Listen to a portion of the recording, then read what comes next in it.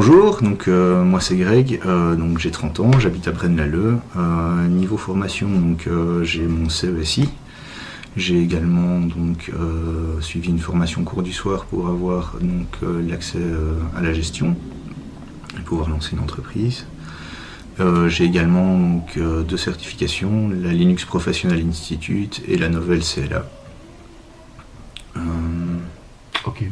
Dis-moi, quelle est ton expérience dans la recherche d'emploi? Je suis les canaux classiques, je suis inscrit au Forum, ainsi qu'au VDAB en tant que demandeur d'emploi libre. Et alors je suis inscrit sur des moteurs de recherche, ICT Job pour ne citer que lui puisqu'il est spécialisé en informatique, et Alter Jobs pour plus tout ce qui est milieu associatif. Et tu as rencontré des obstacles dans cette recherche d'emploi? J'en ai eu récemment du Forum qui a décidé de clôturer mon dossier, étant donné que comme je ne trouve pas de travail, j'ai décidé d'élargir les possibilités, de chercher un peu d'autres choses. J'ai plusieurs projets en tête et on a justement dit que c'était trop vague. Et sinon, vis-à-vis des employeurs, on m'a également signifié énormément de fois que je n'avais pas de master, alors que j'ai les qualifications pour travailler, quoi. Et le Forum a clôturé ton dossier, ça veut dire quoi? J'en sais rien. Voilà, parce qu'on a dit qu'on clôturait mon dossier d'accompagnement, mais on m'a pas signifié quelles en seraient les conséquences. Donc si on interprète bien, on ne t'accompagne plus. Voilà.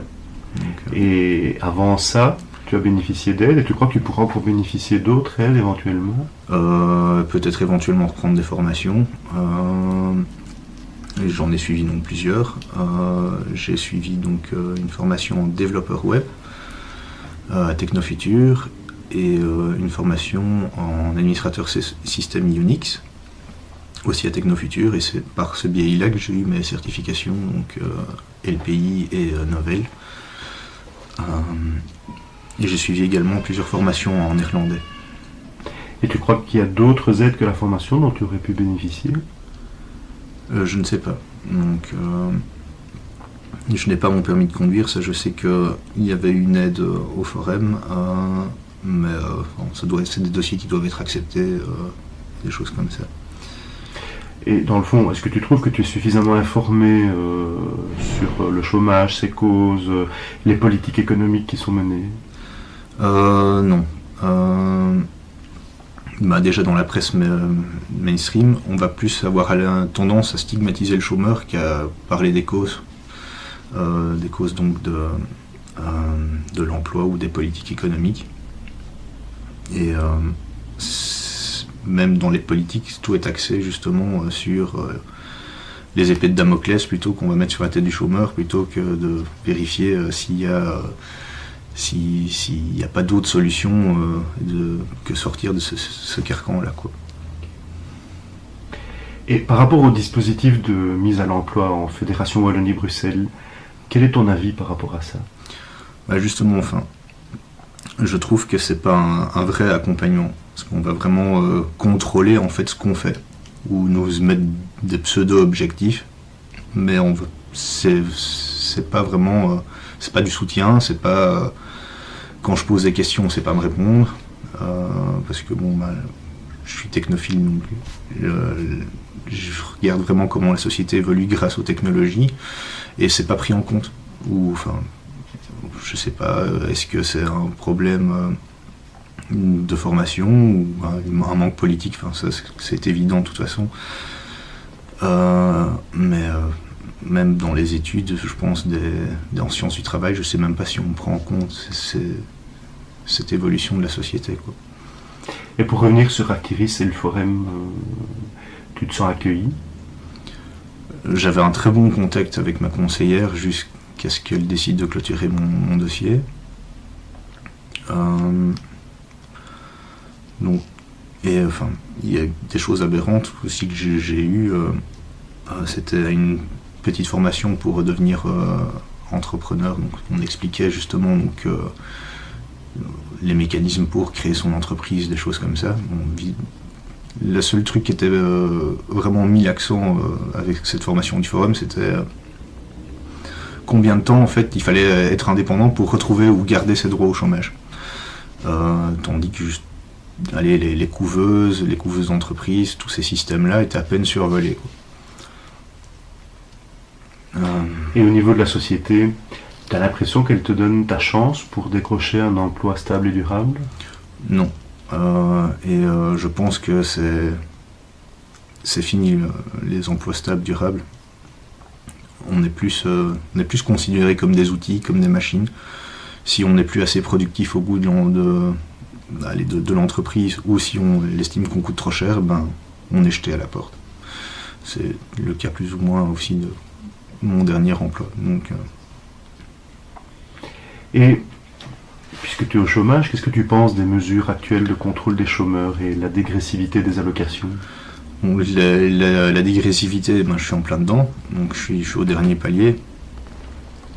Je trouve que c'est une aberration, parce que c'est plus mettre le couteau sur la gorge que de motiver quelqu'un à essayer de trouver du boulot.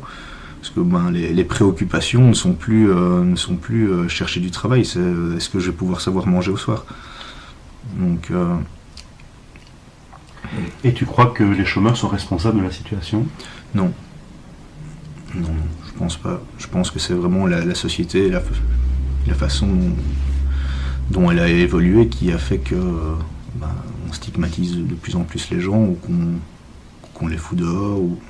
Non, c'est pas le chômage, c'est pas le chômeur qui est en cause.